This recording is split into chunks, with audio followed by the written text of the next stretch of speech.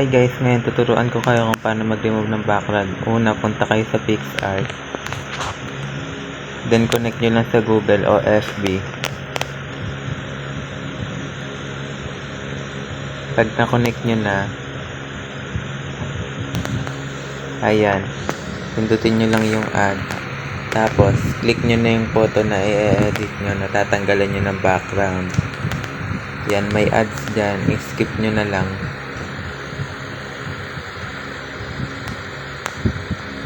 Then pagka-skip na,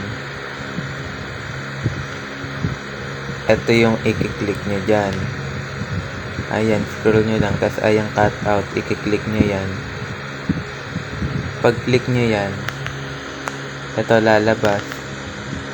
Then yung brush yung pindutin nyo. Then i-zoom nyo lang. Yan, isa-isahin nyo lang yung i-aano yung picture.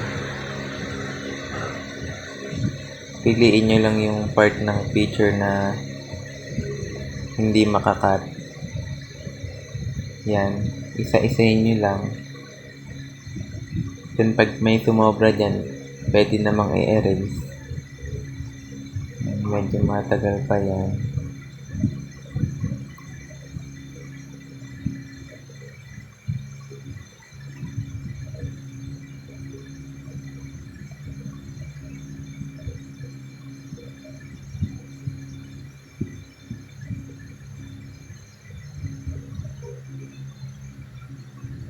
Ayan, brush lang.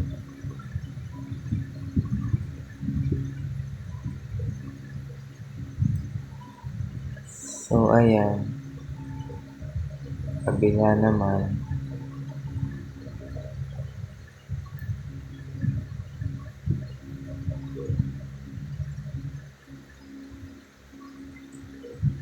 Yan. Pag may sumobra, delete nyo lang.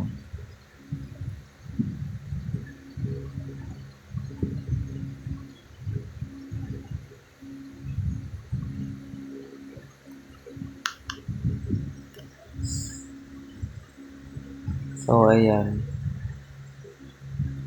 Medyo mahirap din. Pero tuturuan ko din kayo kung paano mag-remove ng background kung wala man kayong PixArt.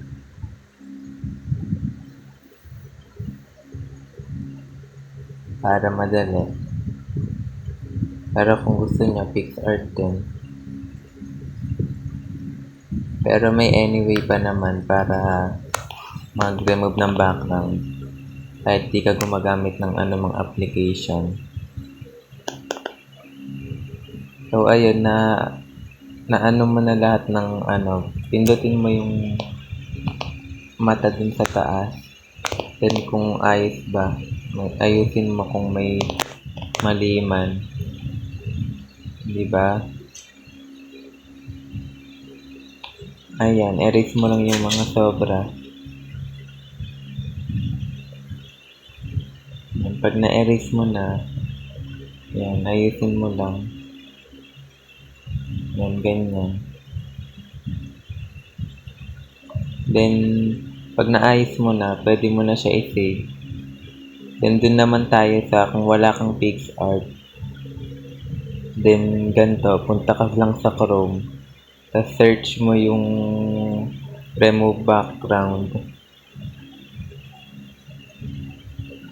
Ayan, remove background.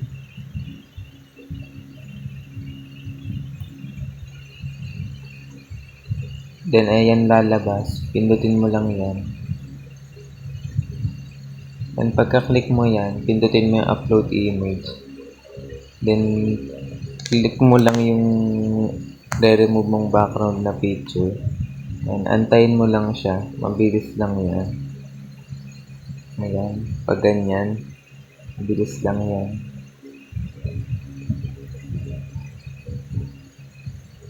Yan na. Malapit na. So, ayan. Then, ayan. Tapos na. Pwede mo na siyang i-save pagtapos na. Sana may natutunan kayo. Thank you for watching. Bye!